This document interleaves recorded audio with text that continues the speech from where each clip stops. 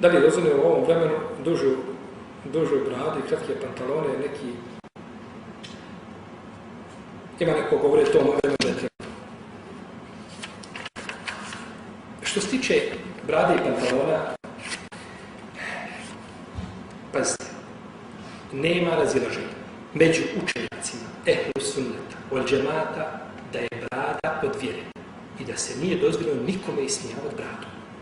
Nikako. Nećeš imati bradu, to je tvoja stvar. Ali da se ismijavaš, poslanik je sam imao ashab, imao bradu i ashabi su imali brade i nije zabilježen nikad nijedan ashab da je obrio svoj bradu.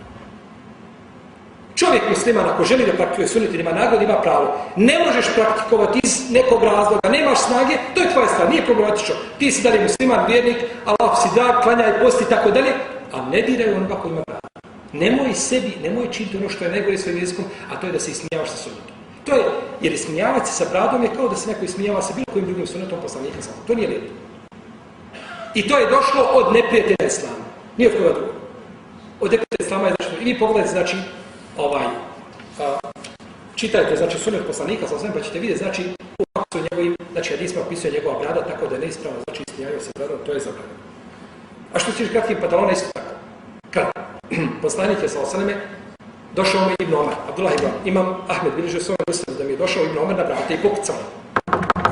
Otvorio vrata, kaže, ko je? Hadis je bilo dostojan. Kaže, Abdullah ibn Omar, kaže, Abdullah.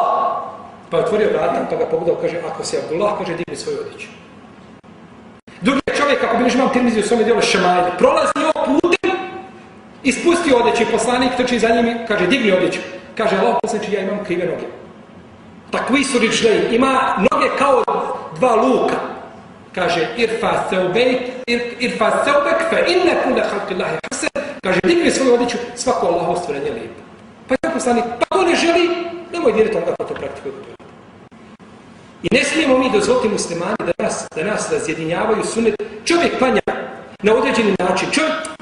To su stvari koje su bile poznate kod naše uleme. Pitanja različnog na obavljanja namaza, pitanja, te stvari bile poznate. I neko želi da nas razjedini onim što nikada nije razjedinio naše prethodnike. Kako sam i onda, kojim sam i onda pravom gledamo u njemu? Jeste možete nikada naći da je neko kazao od učenjaka hanefijskog mezheba nešto protiv šafijskih učenjaka i hanbelijskih ili obratno? To nikada neće. Da živite životom Nuh a.s. i prevrćete po zbirkama i čitate knjige islama, nikada to nećete naći. Ja to nikada našao nisam. Nikada nisam našao, a satima sam svaki dan sa knjigom, nikad nisam našao da se neko od učenjaka ismijao svoj. To sam dešao. Znaš zašto ste došao kod nas? Zato što ne znam. Hajmo ovako staviti. Ovdje ima velika tabla napisana na turski zabranjeno pušenje. Nema cigarete na turski. I mi kad uđemo, šta ćemo kazati? Ištihad. Jedni će kazati ovo je ovdje zabranjeno konzumirati alkohol. Drugi će kazati ovo je zabranjeno ples. Treći će... Jer ne razumijemo. A kod uleme je to bilo jasno i poznato. Svi su shvatili principe islama i nakon toga nije bilo razilaženja. I kada smo mi sebi dozvolili te stvari, evo što smo upali.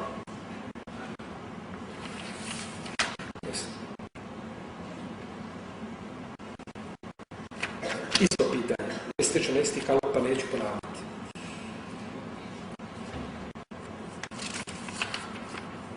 Mi ponekad imamo stvari koje... Znate šta je bilo s jednim našim bratom? U Salzburgu. Momak je jedan prihvatio se vjere Vehabija. Ne znam kako da kažem. On kaže, vi ste Vehabija. Nema Vehabija, to ne postoji. To je etiketa koja je insana na zemlji da je sebe zove Vehabija. Prošao sam islamski svijet i uzuži poprijeku i svudi, nisam nikad čuo da neko rekao ja sam Vehabija. Ja bih volio vidjeti osobu da kaže za sebe da je Vehabija, da mu kažu ti si novotar, kakav Vehabija. To ne postoji na zemlji. Ali to je etiketa. I ovaj momak prihvatio se vjere sve i radio hidžamu. I sada kada babo ode negdje na put, on pozove omladince i urade hidžame. Vi svi znate što su hidžame, to je vađenje, liječenje, vađenje nečista krv, površinska se vadi, tako jako je zdravo. I poslanik je to preporučio i kaže nisam prolazili pored jedne skupine meleka da mi nisu oporučili hidžamu i tako dalje. I babo to skuži, jedne prilike babo ko fol ide na put, dok je babo izišao mali okupio i odmah su oni boce one po leđima poredali, na glavu, svugdje, jel? Kad je babo ušao, kaže, nikom mrdat, tu policiju. Došao Ostrijanac, policajac, kaže, šta je? Kaže, uđite, molim vas, kaže, vidite, kaže, šta rade ekstremisti, islama i tako dalje. Kaže, moj policajac, pa kaže, znaš ti koliko je to zdravo? Znaš ti, kaže, kako je to lijepo? Kamo sve će, kaže, da mogu sebe raditi? To je jako zdravo za tijelo, ne krade, to kaže. Pa kad ga pouči kršćanin, kaže u redu, sad je u redu. To što je poslanik rekao nije u redu, ali kad mu kršćanin potvrdi, kada je sad u redu. Koji mi što čekamo kada, ne znam, dođe nešto poslanik vam rekao i nauka otkrije, kažu, stvarno, Allahov poslanik isto rekao, a je stvarno, je li to te moralo doći nauka da ti potvrdi da Allahov poslanik rekao istinu? Ba ti si bio prije toga dužan da kažeš Allahov poslanik rekao istinu, nauka kad je suprotno, kaže, neka nek oni kruže još 10 godina, ponovo će se oni vratiti tamo gdje je poslanik sam rekao. To je ubeđenje muslimana. Pa mi muslimani, znači, trčimo, vjerujte, ja sam radio, znači, hidžamu i odem u bolnicu kod čovjeka muslimana. Ime mu, neću vam kazati kako, ne želim da znate ko je. Nije na cilj imena i nećemo da sramotimo nikoga. Čovjek nosi ime iz kuranske sure. Kuranska sura, kuransko ime imaš. Kada je vidio, meni nešto noge bile natekle, ja uradio sebi hidžamu, kaže, Efendija, molim te, kaže, Efendija, šta si ti to radio? Rekao, slušaj, rekao, doktor, Allah te poživio. Ja sam njim polako, ko po jajima da hodam. Rekao, Efendija, rekao, to je, rekao, poslanički način liječenja, vađenjem nečiste krvi. Pola, Efendija kaže, molim te, on se sam zajakurio. Efendija kaže, samo antibiotike, Efendija, molim te, kaže, mani se toga, nikako, Efendija. Ja odem kod šest je stručnjaka došlo, Austrijanaca, iza ono stopala gledaju, pitaju šta je ovo, to je hidžamka, je znamo kaj je poznato u redu, koje je sve u redu. Kod Petra je u redu, kod Muje nije u redu. To je naš belaj. To je naš belaj. Što mi ne znamo o svojoj vjeri ništa i onda odatle krenu priče i o bradi, i o pantalonu, i o svemu, a ne znamo ni o čemu ništa. Živ bio, prije što osudiš bradu ili pantalone, uzmi knjigu Islama, otvori pa se pouči.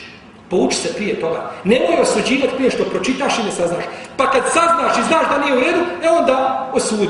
Osudi, pa ako ćeš ili osuditi, imaš osuditi komšiju koji ti pije, drugi komšija koji ti kocka, treći koji ti nema kakvom se prvom rabotom rabavi. Osuđivaj koga treba osuditi. Ostaje muslimane na njih.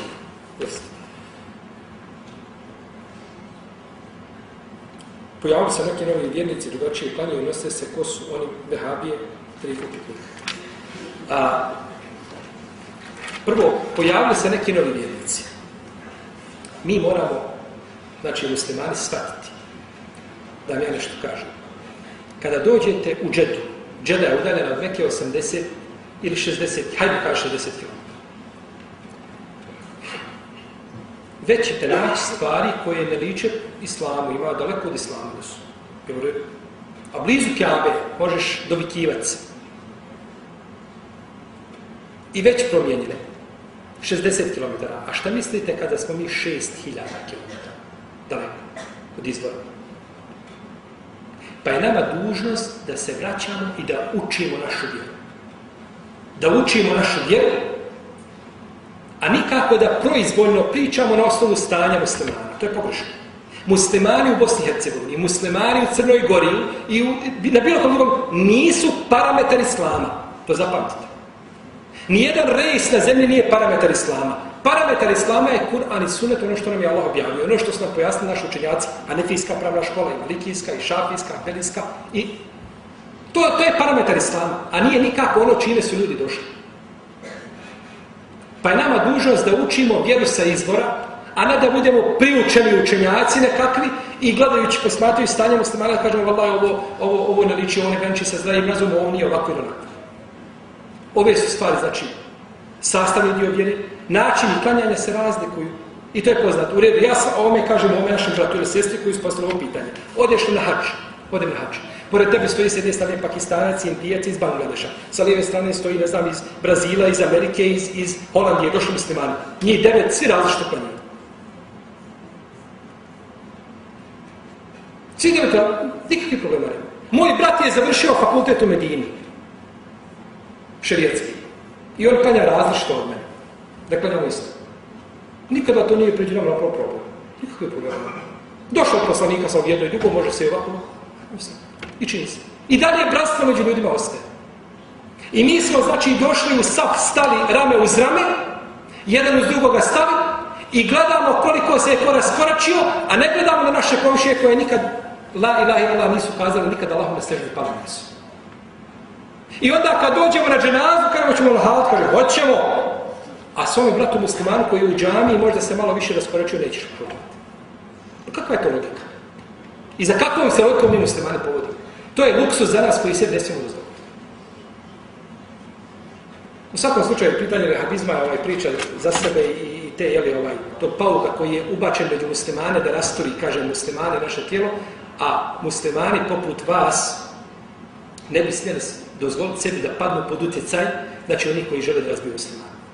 Muslimani su jedno tijelo i moraju kao takvi biti, uzvišeni Allah.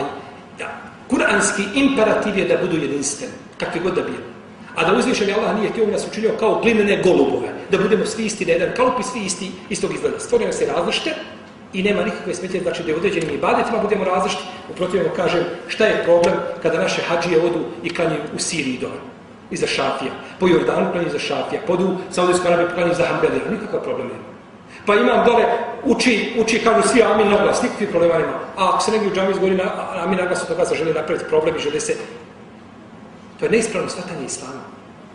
Nisu nas tako nas Ebu Hanife nije poučio. A Ebu Hanife je prvak ovoga umeta. Nije nas tako poučio. Nego kada bi došao imam Šafija na kabur Ebu Hanife, klanjao bi vitr kako je Ebu Hanife klanjao. Pa su se poštivali i nije ništa dobro znači u pitanju njehovog bratstva. Molim Allaha za uđer da nas upute na pravi put, da se učvrsti na istini, da poveća znači ljubav i nama i da ujedi naše srca, naš sad, Allahu ta'ala, wa sallallahu alaihi wa Muhammedu, ala alihi wa sallam.